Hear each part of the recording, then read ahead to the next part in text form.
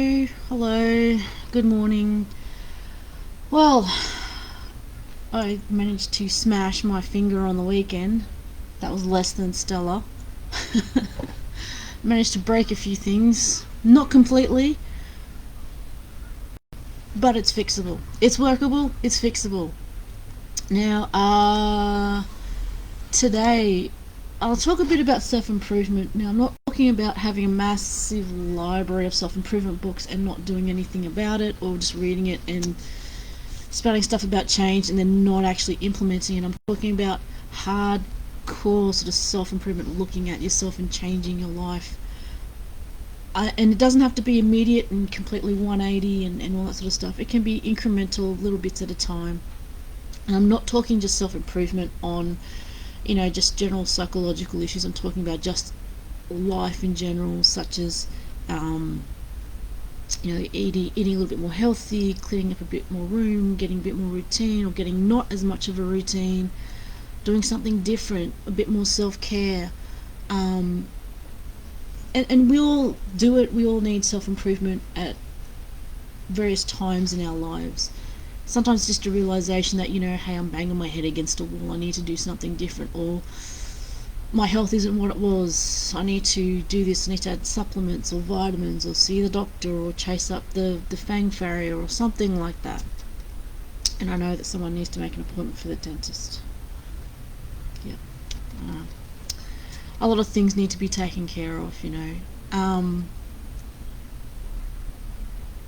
Quite often, I think a lot of people can fall into the trap of imagining so much in their mind that the reality isn't quite matching up, but at the same time people manifest the reality by thinking about too much and looking only for that stuff.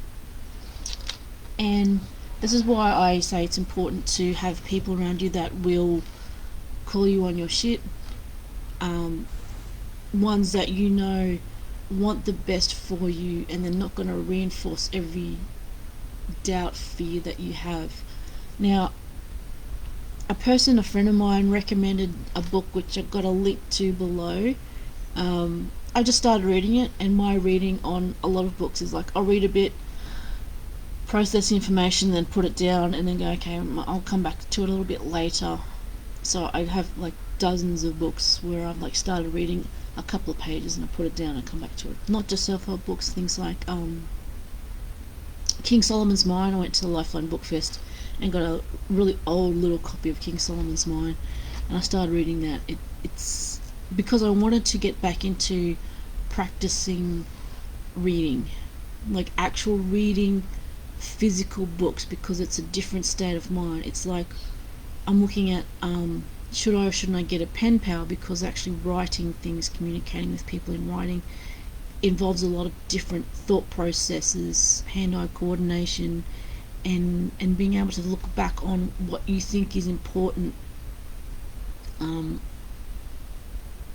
life, to be able to communicate with someone in actual physical writing, not just typing things out and sending an email, which is also kind of cool, but actual physical writing. It's different. It's tactile, it's smell, it's whatever. It's completely different.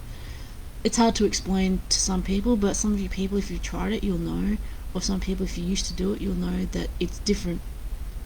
One of the things I do is when people do self-help and I do my self-help is like, what am I wanting to improve in my life? And I do a bit of self-help, usually because communication and understanding of different people, because everybody's unique, and to be able to communicate them, in general some things will be the same, but then they all have their little quirks and foils and foibles that you need to adjust in your communication, which, even though you have good communication with one person, you can fail with that same person for various different reasons.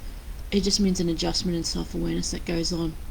So I look at what is it that I want to improve, what am I going to try, and were there any unexpected benefits. And I'm not going to put things like, oh, did you try something and it failed, so you try something else. there's always benefits to not being able to implement a self-improvement, because you will learn. And like I said, I don't really call things a failure I don't call it a failure if you stop trying for something that you really, really want. If you don't want it anymore, or if that's an issue that's no longer relevant for you, and you stop trying to achieve that, it's like going, well, you haven't really failed. You just realise that that particular aspect is not important. It's not to say that it's in overall it's attached to an issue that is important. It's just trying to get a certain result in a certain way. You might divert it to another way to do it to get a same kind of result or a slightly different result, but you've got to assess that for yourself as, what is it that I want? Is it what I'm expecting reasonable and realistic? What am I doing to implement it? Is it helping? Is it hindering? Is it going to work in the long run, short run, medium term? There's a lot of things that go on there, a lot of things. So there's a link to a book called Reinventing Your Life that a mate of mine, Steph, thank you very much, shout out to you, said that I should read and have a look at. I said, okay, cool, I'll have a look at it. And it's quite interesting looking at the preface and the background to how people actually come up with a lot of these books on self-help, like their background, what they tried and what they didn't try, and how they come up with a particular method and all that. Keeping in mind that a lot of these books will help you a little bit, and with this you need to take little bits out of different books as well that's relevant for you in your life at that time or to that situation to help you, because in essence you are the one, even though you might actually have a professional that you go see, you are also the one that needs to implement the changes in your life. One thing that really struck me was in the first, I think, chapter, they were talking about a guy that said, okay, this particular technique actually works for me, and he said basically he was going to take responsibility for making his relationships work. And I thought, okay, that's cool. In my head it was like, okay, people need to take responsibility for making things work in their life, and don't continually blame others for a failure, because you're the one that's wanting to make it work.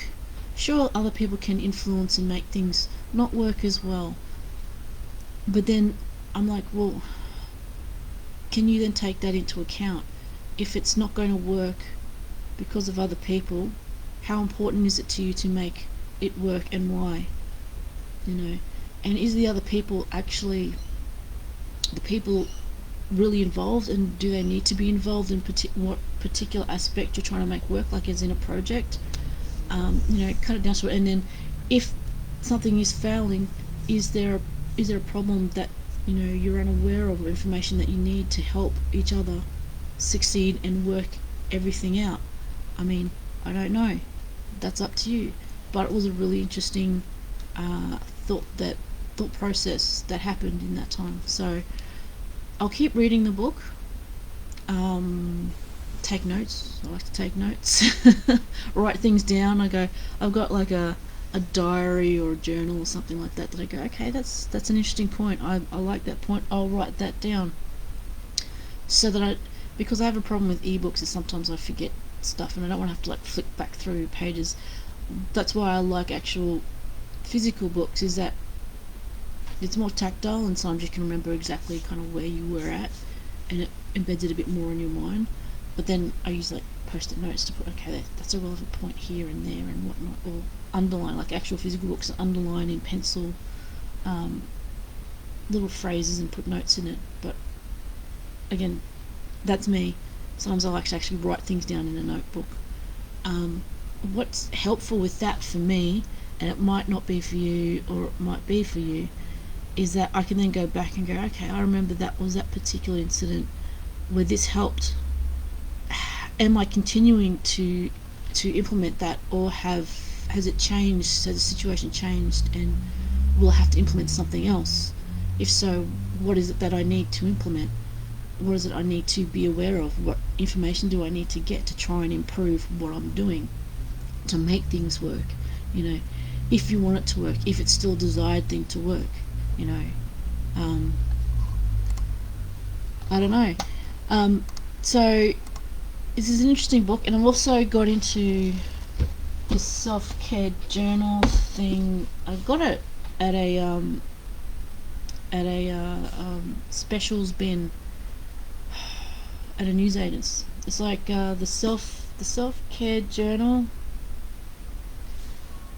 Who are you? What do you need to survive and thrive? For meaningful self-care, you need to know the answers to these questions. It's basically like an info pack.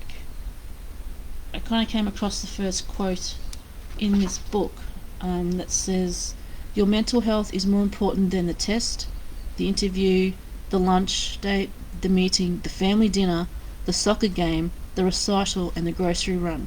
Take care of yourself. And I was like, yeah, there's things that you get caught up in day-to-day life that, yeah, they need to be done, but also you need to take care of yourself and have space for you. And sometimes that might be harsh as a partner to say, to get told, can you just bugger off? I need time to myself. I don't want to talk to you. I don't want to see you. And that can be hurtful. But at the same time, you need to have that kind of boundaries, reinforcing your own boundaries, to take time for you to be just you, to give your brain time to work and settle and take stock of what you really want. Okay? I did get past that though, and I did start reading more of it, which is cool. It's I think the first page was what does your self-care look like? I'd asked you to know if you want to know what your self-care look like. And here's an interesting quote that says, keep taking time for yourself until you are you again. Sometimes we don't even know what we are or who we are, and is this really the me that is really me? And that's fair enough. Sometimes I'm like, okay, is this the me that's really me? And sometimes I'm like, well, is this the me that I want to be? Am I approaching the me that I want to be as a person now and moving forward? That's big questions for a Monday. Right. So, self-care is also a big thing, and what does that look like to you? It doesn't have to be like manicures and pedicures. It could just be drinking more water, getting a bit more exercise, tidying up your room a little bit, talking more with friends, going out a little bit, just relaxing with a good book and a cup of coffee at least once a day for about 5 or 10 minutes, with ignoring the phones, ignoring the social media, ignoring all that. Okay? So, in reflection, self-improvement. We all need it at some point in our lives. It's not always the whole pop psychology, get the book's latest fad thing. It can be just something slow that you bubble away at throughout life. And I will say this, it is confronting. Not all the revelations about yourself are good. Sometimes they're pretty bad, but you're working on it, which is a good thing, which benefits you, you know. Anyway, I think I have rambled on quite long enough, particularly for a Monday and on such a subject. Still wearing rubber. Oh my god, it's been cold. But obviously layering with actual other clothes, because otherwise I will catch a chill. Catching a chill is not good. So, see the rubber. I don't know if you can see it or not, but you can hear it. Anybody who knows the sound of rubber will know what that is. Okay, so I will chuff off. Make sure you take care of yourself. Make sure if you are going on to do some self-improvement or read some self-improvement, you know, think about what you're going to get out of it, and keep in mind that what you learn may only be helpful for you at a certain particular time in your life or for a particular issue. It doesn't necessarily apply to the whole life. You might apply it to your whole life and might improve it overall. But there are also times when it's reached that particular help that you've actually integrated a lot into your life that you no longer need to be as rigid in applying those I don't know, theories, abilities, principles. They're integrated more into your life and it's improved it overall. Okay, so then you go on to other things and keep improving. I know, it's a continuous thing, it's never going to stop. Because you'll always come across it. Health wise, mental wise, emotional wise, work wise. Keep that balance, keep it going, and take care of yourself. Keep calm, wear rubber.